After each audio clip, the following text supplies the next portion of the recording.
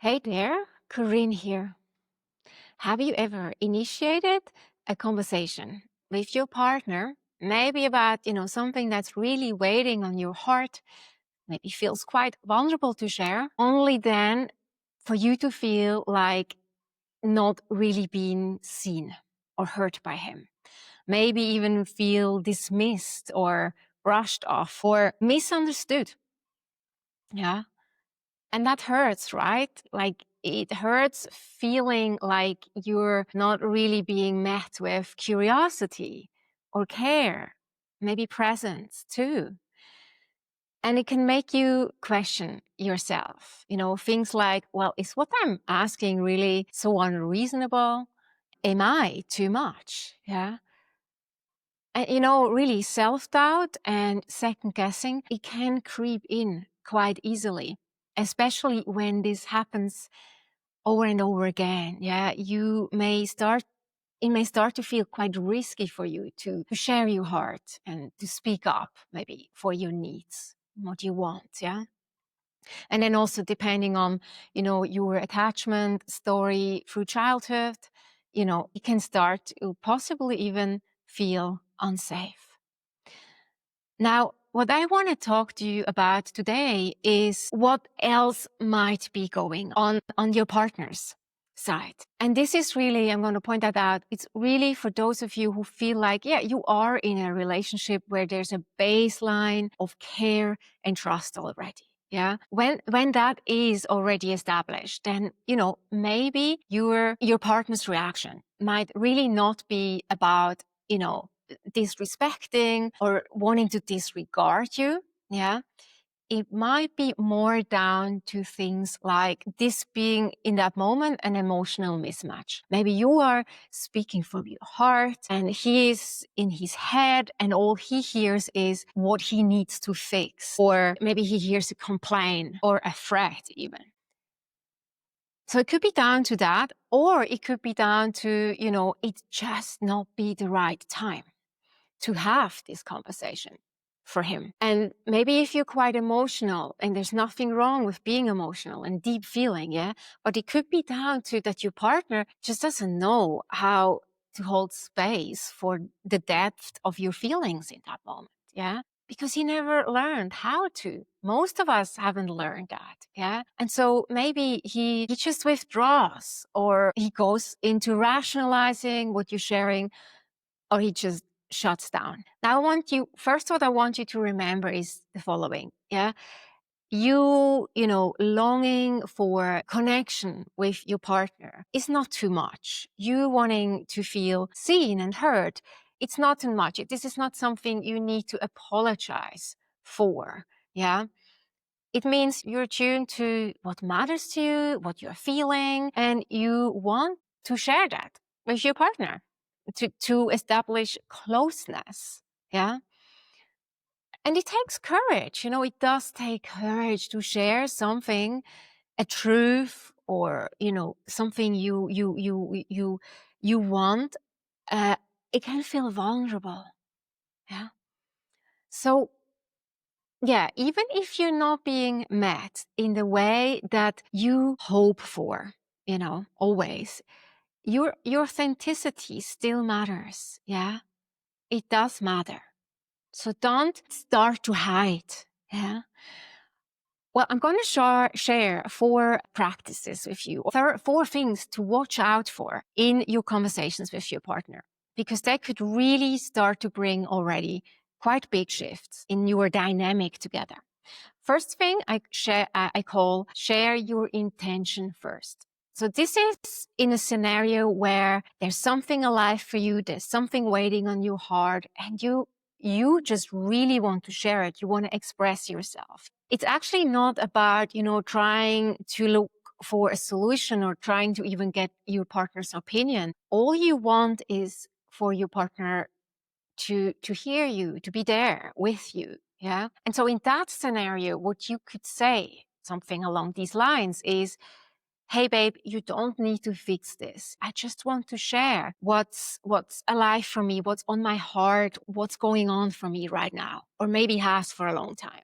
And this can really shift the dynamic, because what happens on your partner's side is that you tell him, hey, babe, you can relax. Yeah. All I want you to do is just to be present here with me, hearing me out, nothing else. And that can really change something big. And it can start to make you feel more hurt. There are other times where, we need the conversation. You need the conversation with your partner to discuss something important, to look maybe for a solution to an issue that you have been having, a challenge in your relationship, or maybe in your family with your children, for example. Yeah. And so this will require a conversation where both of you have the availability and or more so have the capacity to really listen and talk with care. Yeah.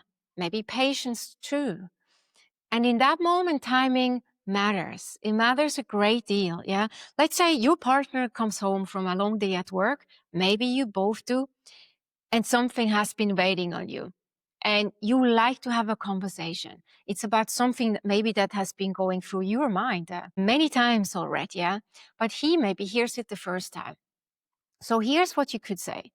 You could say, hey, babe, there's something on my mind that I really need to discuss with you, that we need to discuss together. Is now a good time to talk? And, maybe it is.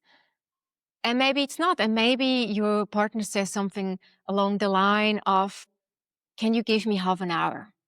Yeah, just kind of unwind and, just have a bit of space to be just present with myself. Yeah.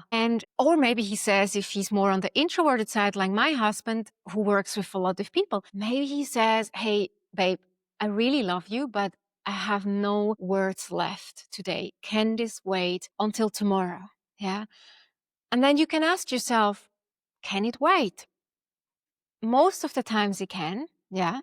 And also you need to ask yourself, do you really want to have a conversation with your partner when he's not really emotionally available? Yeah.